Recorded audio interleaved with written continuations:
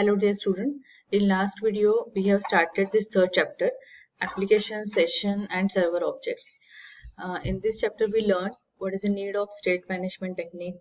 Then we have learned about types of state management. There are two types, client side and server side. We have seen the different benefits of using client side, what are the drawbacks of client side technique.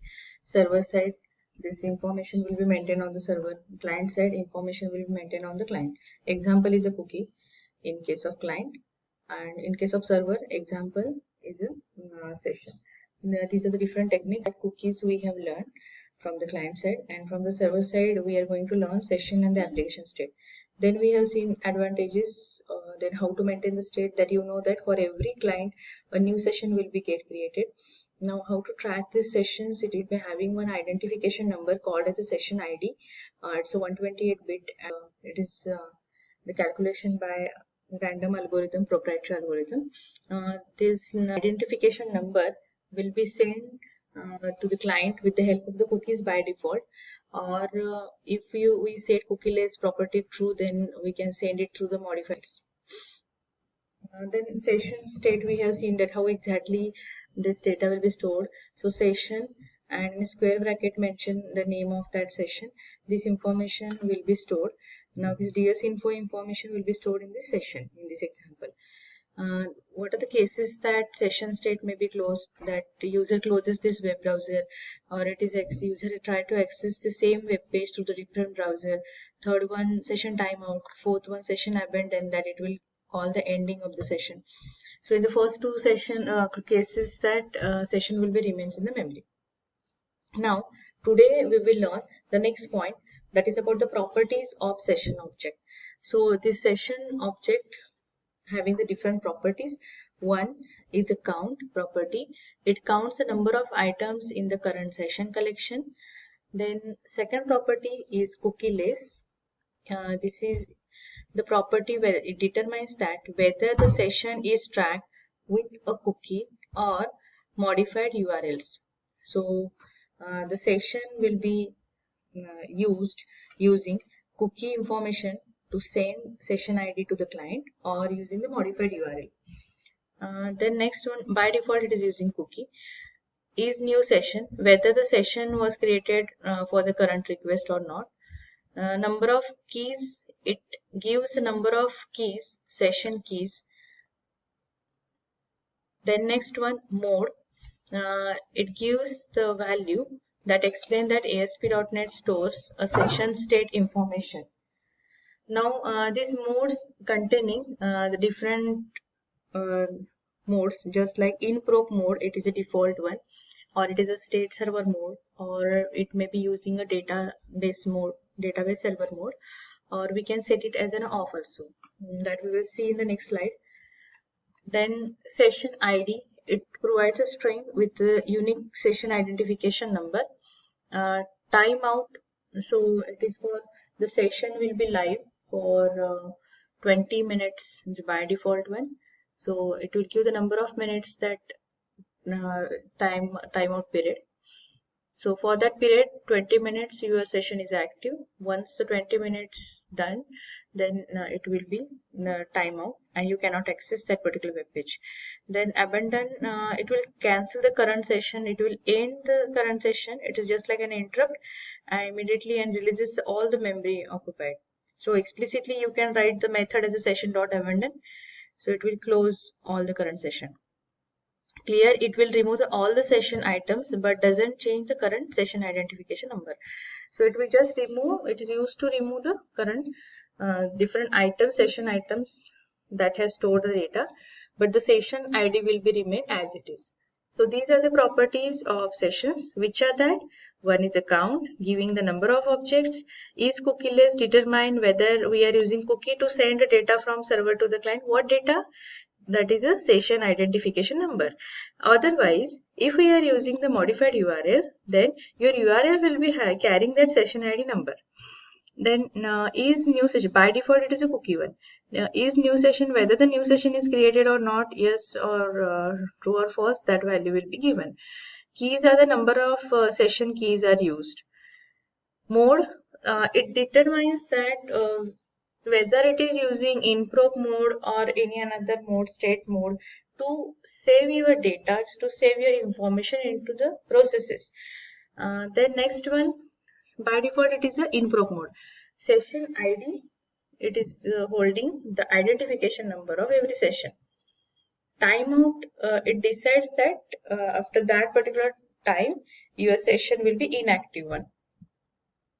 Then abandon method, it will cancel all the sessions. Clear, it will clear the session number, but it will not change in the current session ID. Now this picture, it shows that which are the different modes are available for session: in-prog, state server, SQL server, and the custom mode. So here this in-prog mode, when your session object get created, it creates its own worker process. So that will be independent of the IIS. So it is not dependent on the IIS process. So it will run as a worker process, all objects. So these all objects will be stored in this worker process and it will be run independently in in-prog mode. State server mode, it is also the somewhat same like in-prog mode. Here ASP.NET underscore state.exe, this file will run and it will hold all the processes sessions created by this ASP.NET web page or the website. So again, it is holding all the sessions created by that particular website, web application, and it is independent from the IIS server. Third one, related to the database, when you want to store some data, then this state, that SQL server state, maintaining all the session information and along with that session database information. Third one, custom, that you can configure all this one in-prog, state server, combination of this one or SQL server as in a custom one. If suppose you want to set it as an off, then you can set this mode as an off mode. So currently only remember that the mode means that you can save your session information into in-prog mode or state server mode or SQL server mode or the custom mode. Now how to create a variable? So to create a variable, that's simple. Use a session, this is an object, and within that write down the name of that variable. Now here example is a username. Session username is equal to username textbox.text. So this textbox information will be stored into the session username. Second one, session password. It will hold the information stored in this text box, second text box, that is a textbox.text. So we will see some examples. One, about the session property that just we have discussed, and let's go to the coding. And second one, how to create a session variable and just display the value. Now you can see this is one. Okay, this one was label, and here in this session property,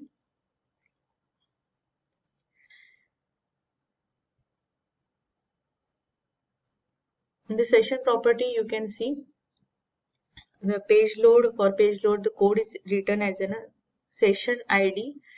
Then mode is cookieless, is new session, and timeout. These properties will be get printed on the web browser. For that, what you have to write, label session.text, this is your label, and .text is equal to session ID plus session.session ID. So this session.session ID, it will give the identification number. Second one, this session.count, it will give the number of sessions. Then third one, session.mode, it will give the mode used by this particular web page. .toString method will convert into the string. Session.is cookieless .toString. Now this one will give whether the true or false value. The next one is new session, whether the new session is created or not, and it also gives a true or false value. And the session.timeout .toString.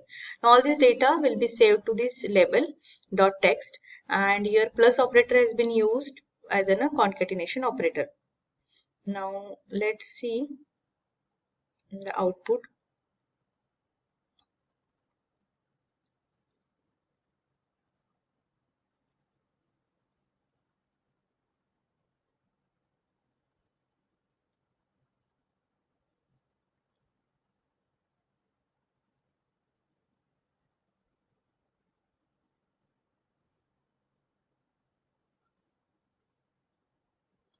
So this is an output, session ID.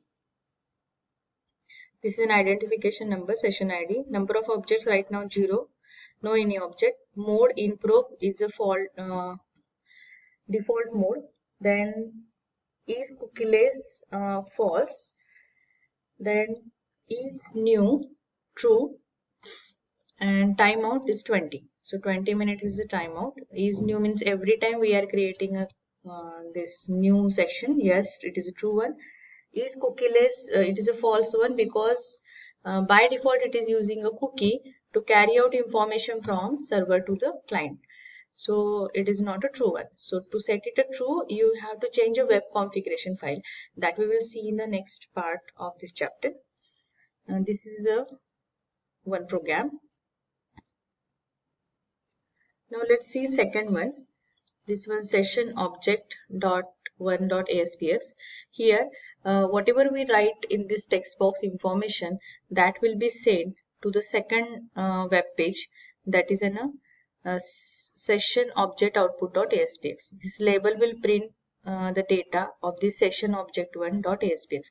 Means the one page data from one web page to the another web page will be get transferred with the help of the session. Now let's see the code. One label is there, this is a text box, and this is a button. Let's go to the code.